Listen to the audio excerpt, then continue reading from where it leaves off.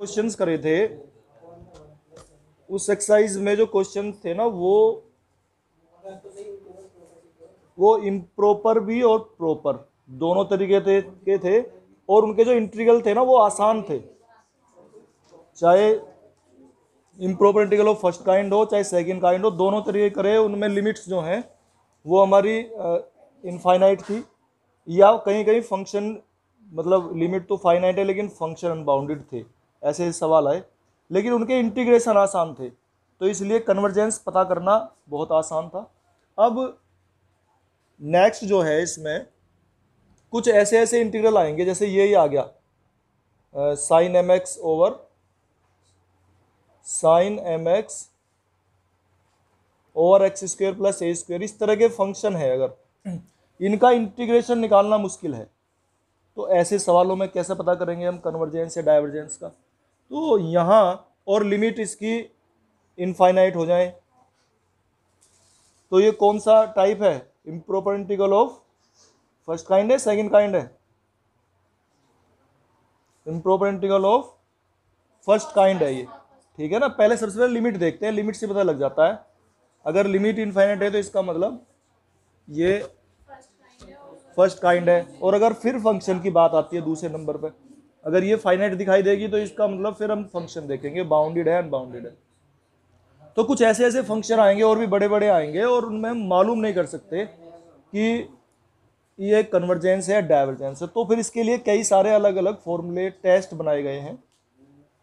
तो एक जो टेस्ट है वो है कंपैरिजन टेस्ट। सबसे पहले ये है comparison test.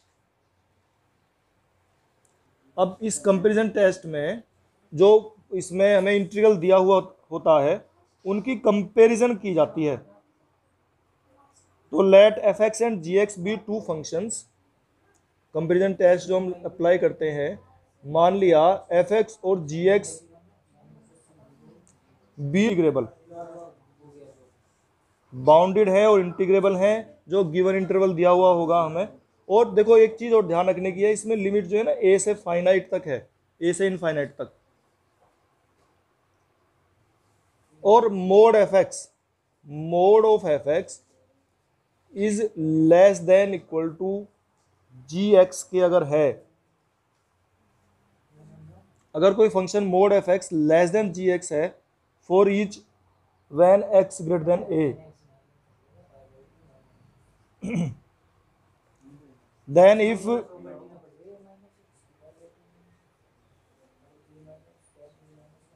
gx a to infinity gx dx is convergent, अगर ये कन्वर्जेंट है, अगर ये फंक्शन कन्वर्जेंट है तो ये फंक्शन भी कन्वर्जेंट होता है। A to infinity F x D X is also convergent. इसमें ये दिया हुआ है कि देखो इनकी कंपेयर करो, एक फंक्शन तो ये है एफ एक्स और दूसरा जी एक्स है। अगर मोड एफ एक्स जी एक्स से लेस है फंक्शन, और जी एक्स का इंटीग्रल हम आसानी से निकाल सकते हैं, जी एक्स को हमें अपने पास से ऐसा फंक्शन मानना है, सपोज करना है कि वो इंटीग्रेबल है और आसानी से इजीली इंटीग्रेबल है, तो वो अगर कन्वर्जेंट है तो एफ एक्स भी कन्वर्जेंट होता है। ये कंपैरिजन टेस्ट है, मतलब तुलना करके उनकी कंपेयर करके तब निकाला जाता है। अच्छा, इसमें ज़्यादातर एक और फंक्शन भी आएगा कि ये थ्योरम दी हुई है इसमें, the comparison integral a to infinity D x over x to the power n. ये तुम्हें ये फॉर्मूला है, इसका याद कर लेना है। A to infinity D x over x to the power N, dx over x to the power n where a greater than 0 is convergent when n greater than 1। n greater than 1 पे ये होता है convergent. ये integral याद रख लो, ये निकाल के भी दिखा रखा है इसमें, पूरी थ्योरम प्रूव की हुई है। और divergent when n is less than equal to 1, n less than equal to 1 पे ये फंक्शन होगा divergent. N less than equal to 1 पे ये फंक्शन डाइवर्जेंट होगा और एन ग्रेटर देन 1 पे कन्वर्जेंट होगा। ये एक फॉर्मूला है, इसको याद कर लेना है और ये कंपैरिजन टेस्ट में लगेगा। और improper integral of first kind, ये भी याद रखना है, improper integral of first kind में अप्लाई होगा केवल। अच्छा, इसमें एक ये भी और भी है, limit x tends to infinity, alternative form भी है इसकी। मतलब एक तो ये फॉर्म होगी कि हम कंपेयर कर लेंगे जी एक्स के साथ में। चलो, एक इसकी एक फॉर्म और भी है, अल्टरनेटिव फॉर्म इसकी, वो भी कभी कभी अप्लाई हो जाती है। उसमें क्या है कि अगर limit x tends to infinity F x over g x निकालते हैं, limit x tends to infinity F x over g x, ये निकालेंगे। और अगर ये number is a definite number, ये एक डेफिनिट नंबर आता है, अगर इसकी जो वैल्यू है एक फाइनाइट डेफिनिट नंबर आती है,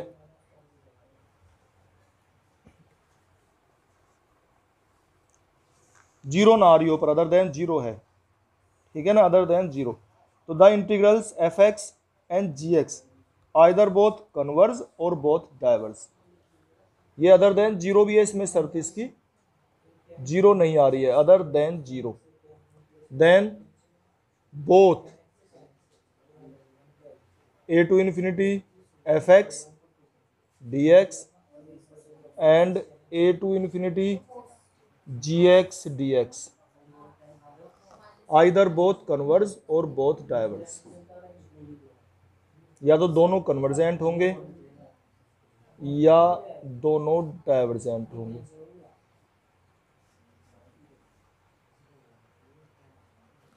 ये है, ये एक जैसे अभी हम ले रहे थे एग्जांपल, वो लिया था हमने, इसे निकाल के दिखाते हैं कैसे अप्लाई होता है ये। तो मान लो zero to infinity cos M x over x square plus A square, अगर ये कोई फंक्शन है तो इसका इंटीग्रल नहीं निकलने का, लेकिन कन्वर्जेंट या डाइवर्जेंट हमें मालूम करना है।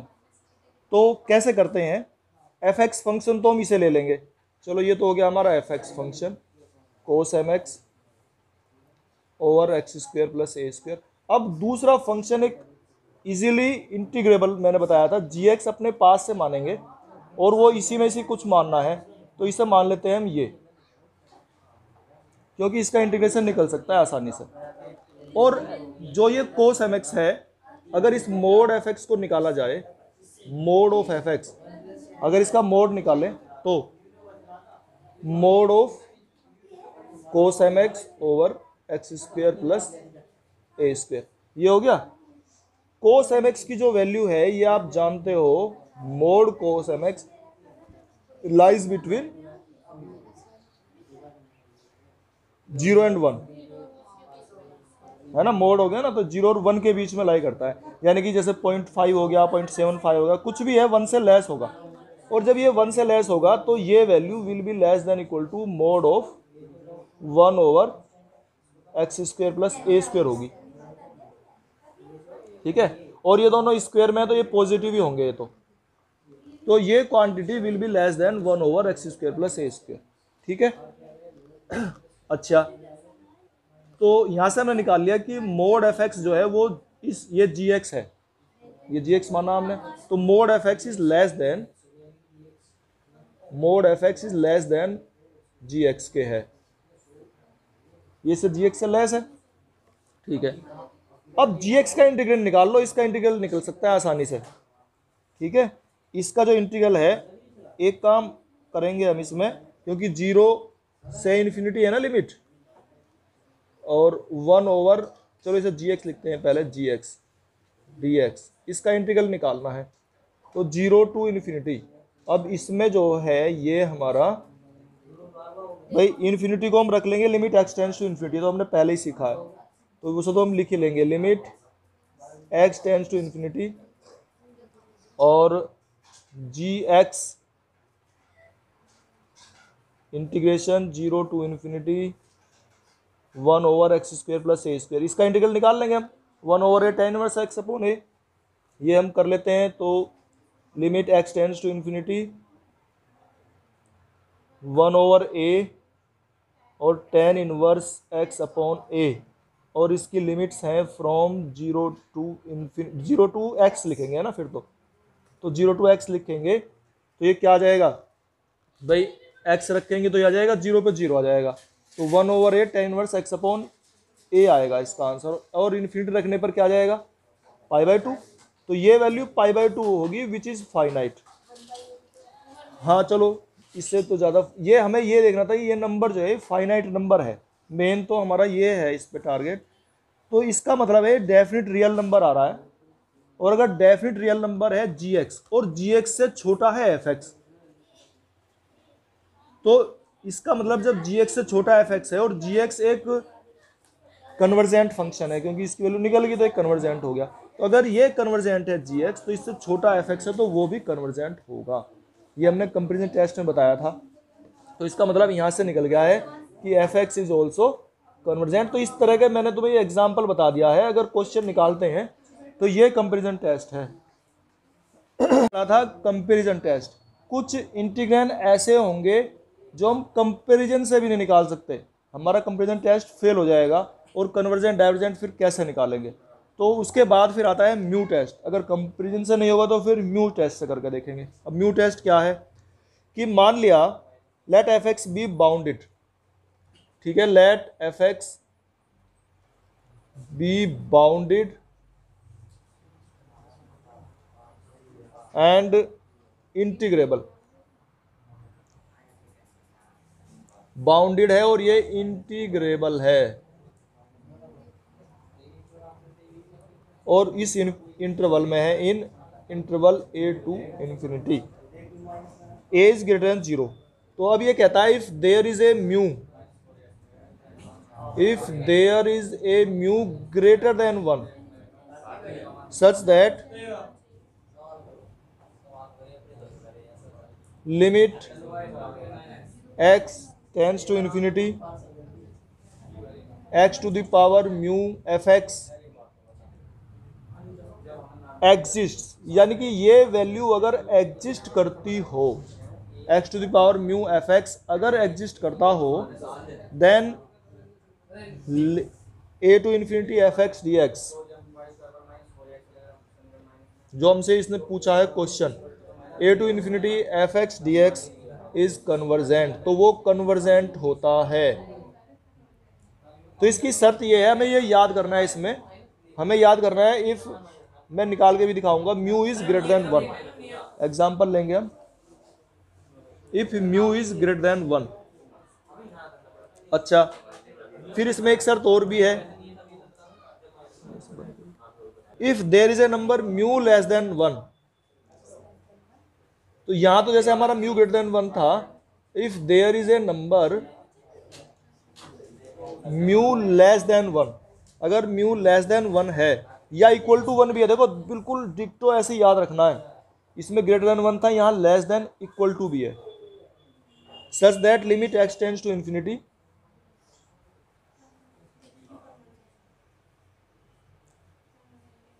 Limit x tends to infinity x to the power mu fx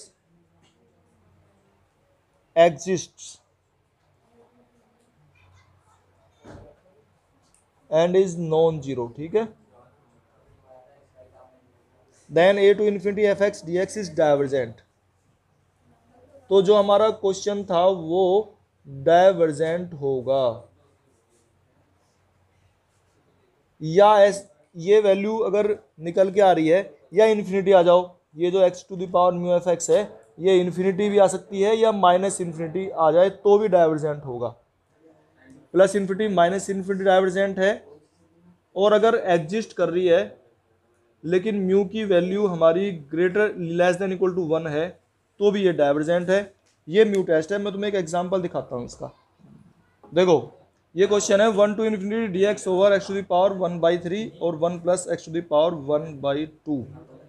तो हम इसे कैसे सोल्व करते हैं, इसकी जो लिमिट है वो इनफाइनाइट है, ठीक है, फंक्शन जो है रखने पर ये इन्फिनिटी रखने पर 0 आ जाएगा, बाउंडेड है, यहाँ तक ठीक है। चलो ये तो इसमें क्या हम करते हैं काम कि यहाँ से अंदर से हम सभी क्वेश्चन में ऐसे ही करना है, x की जो मैक्सिमम पावर है वो कॉमन लेंगे, तो 1/2 कॉमन ले लिया। अब ये बन गया 1 प्लस ये 1 हो गया plus 1 over x to the power 1/2।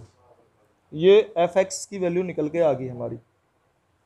इसको अगर पावर को ऐड करते हैं तो ये कितना हो जाएगा, x टू दी पावर 5/6 और 1 plus 1 over x to the power 1/2। अच्छा,